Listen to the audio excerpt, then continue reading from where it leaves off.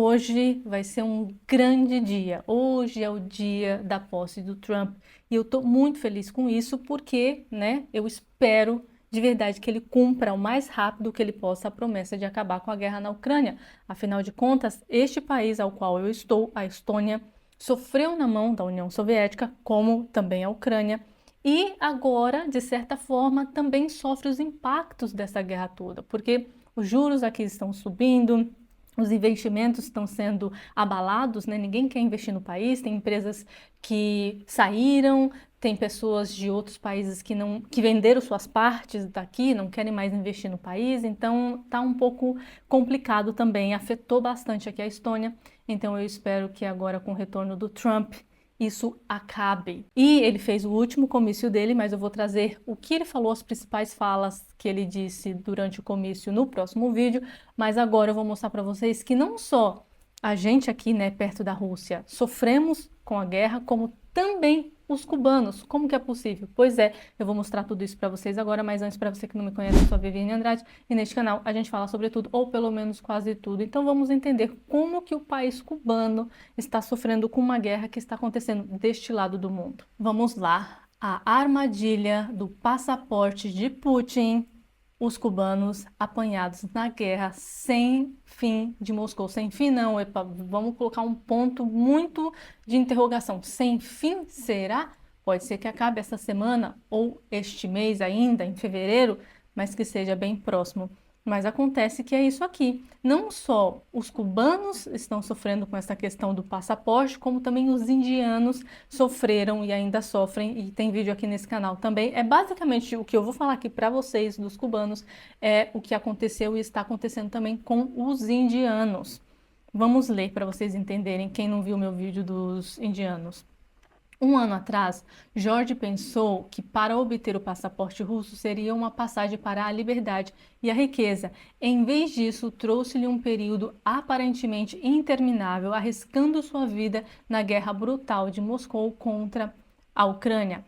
O recruta cubano está entre os milhares de estrangeiros que assinaram um contrato de 1 ano com o exército russo, atraídos pela promessa de altos salários e cidadania acelerada para si e seus parentes. O problema é que o cubano acredita que ele ia ser livre, porque eles não conhecem a realidade do mundo. Eles estão lá sofrendo com a pobreza, pensando muito mais em como sobreviver. Eles não vão procurar saber, será que a Rússia é um país igual ao meu ou pior que o meu? Porque, né? Então, você oferecer isso para eles é o passo para a liberdade, que não foi o caso. O documento, no entanto, vem com um laço anexado. Um anexo, bem assim, uma linha fina que a gente não lê, aquele detalhe importante. Agora eles estão nos dizendo que, como somos cidadãos russos, temos que continuar lutando até o fim da guerra, disse Jorge, falando de uma região da Rússia, que é Kursk, acho que fala assim, onde as tropas de Moscou estão tentando repelir uma ofensiva ucraniana. Com os outros entrevistados para este artigo, ele também recebeu um pseudo por razão de segurança. Então vamos só deixar claro que todos os nomes, por isso que eu não vou ler, na verdade, os nomes das pessoas aqui, porque são pseudos, são fictícios, não são nomes reais. E a imprensa, no caso, né, o político, entrevistou essas pessoas de forma anônima, né? Alguns fugiram, outros não, só para vocês entenderem como eles conseguiram falar com essas pessoas. Mas vocês vão entender no decorrer do texto, mas só para vocês saberem, os nomes são fictícios por segurança.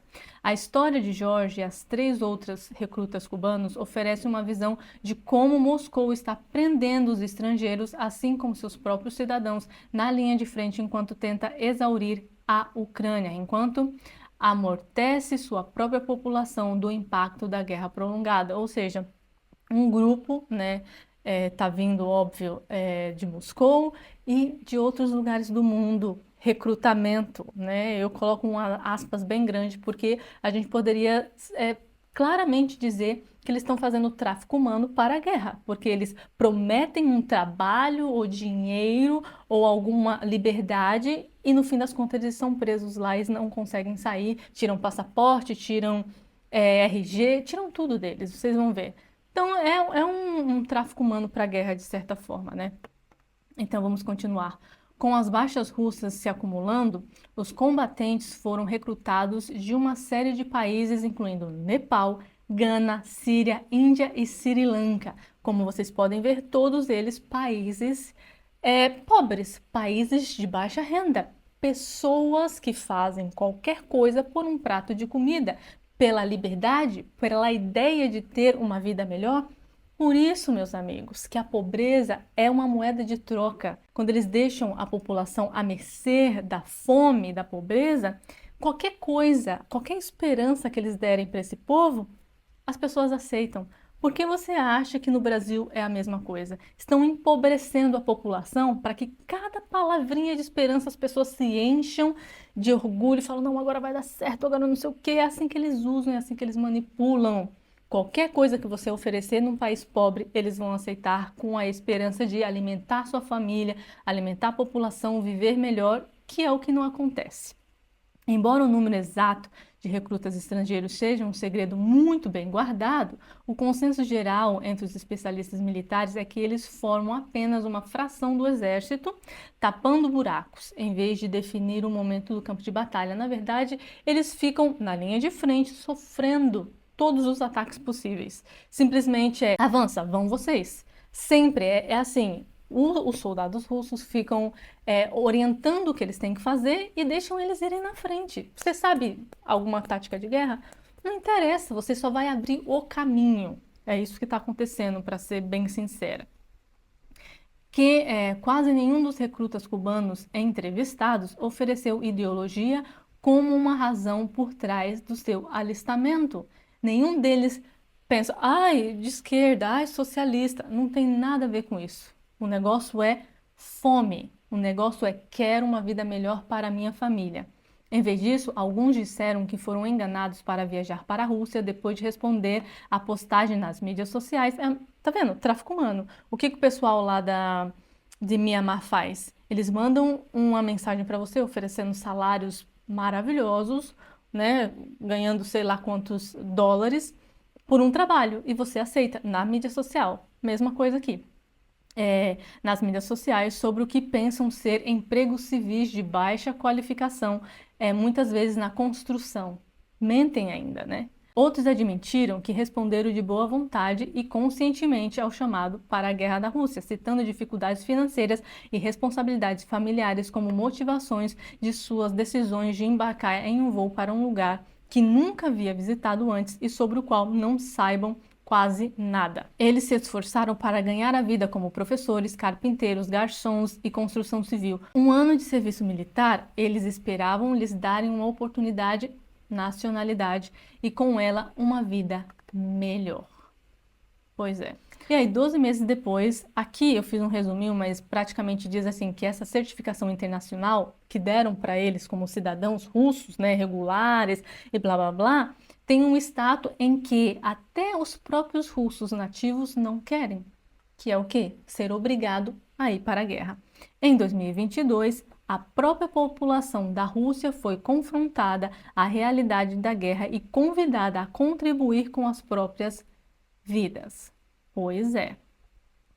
Embora a campanha tenha desencadeado um enxodo em massa de jovens, centenas de milhares responderam ao chamado, alguns por um senso de dever patriótico, muitos outros porque sentiam ser falta de escolha por medo de retaliação. Porque assim, na Rússia, assim, eles fingem que você tem uma opção, né? Que você é livre de escolha. Quer vir? Aí você fala não, não. Aí, de repente, como eu já mostrei em outros vídeos, eles caem de janelas, tomam uma água um pouquinho assim com um gostinho diferente, daqui a alguns meses eles perdem a vida, esse tipo de coisa. Você não pode simplesmente dizer não para um governo como esse, porque, você não vai morrer lá? Então você vai morrer de qualquer jeito, meu amigo. Então não tinha muita opção, né?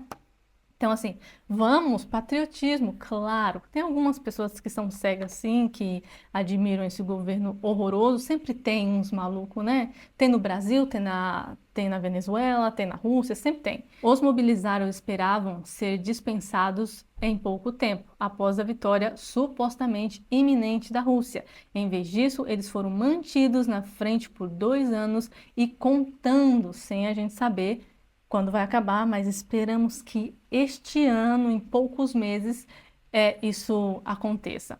Para substituir as baixas, ele contou com a atração de mais voluntários, oferecendo altos salários aos habitantes locais, bem como cidadania acelerada para recrutamento de estrangeiros, né? Agora eu fico pensando, se o pessoal, né? Cuba não, mas sei lá, Índia, pessoas de outros países querem cidadania russa? Ai, meus amigos, pelo amor de Deus, né? Tem tanta cidadania melhor para vocês pegarem do que a russa. Mas cada um, cada um. Eles estão usando a cidadania para nos amarrar, disse David, outro recruta cubano cujo contrato terminou oficialmente em julho em uma videochamada. Ele falou com essa empresa por uma videochamada e isso soa como uma chantagem para mim.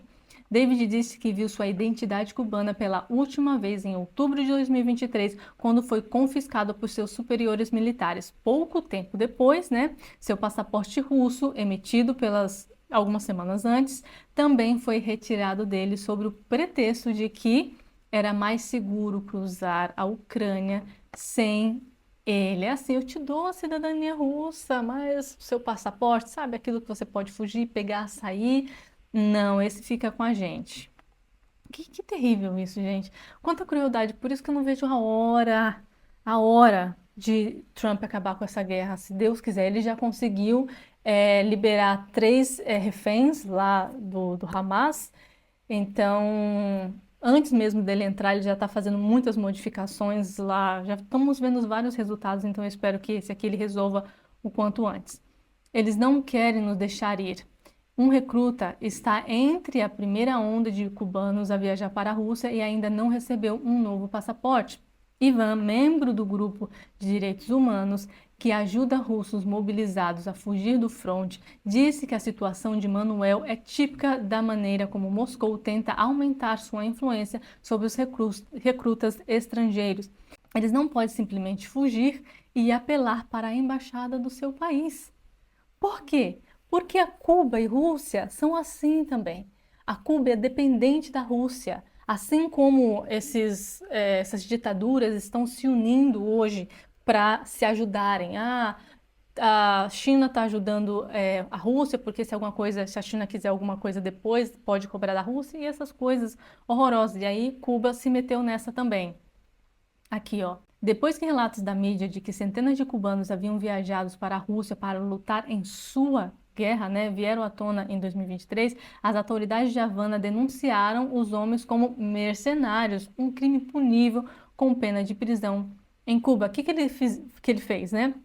Porque quando você é contra um governo, no caso nas ditaduras, você é preso. Por quê? Porque você é contra o governo. Então eles pegaram essas pessoas que falaram ser mercenários, pessoas que fazem manifestação, presos políticos, todas essas pessoas que estavam na cadeia, eles simplesmente jogaram para lutar na Rússia. Seria a mesma coisa, por exemplo, se acontecesse de a Rússia de repente falasse com o Lula e o Lula mandasse o pessoal do 8 de janeiro para lutar na guerra da Ucrânia. Seria a mesma coisa, porque assim como Venezuela prende as pessoas que são contra o governo, o Brasil também está fazendo a mesma coisa. A mesma coisa, num nível ainda discreto, se é que podemos dizer assim, porque uma pessoa que não tem um crime não poder sair do país, como o Bolsonaro não pôde ir para a posse do Trump, é no mínimo estranho. Sutil, mas nem tanto, tá? Na época, os críticos do regime questionaram aviões cheios de homens em idade de combate indo para Moscou. E ainda assim, mentiram porque são jovens em idade de combate. Ou seja, são mercenários, claro que são. Pode ser os presos políticos, podem, mas também esses presos políticos, esses mercenários, são todos jovens em idade de combatentes? Pois é, galera. E a gente aqui vivendo nossas vidas sem saber o que acontece no mundo, né? Cuba depende da Rússia para petróleo bruto e trigo. Os aliados de Moscou, como o Irã e a Coreia do Norte, forneceram drones e artilharia. Já a empobrecida Cuba tem pouco mais a oferecer do que palavras melosas e, de acordo com a Ucrânia, mão de obra. É isso, carne, né?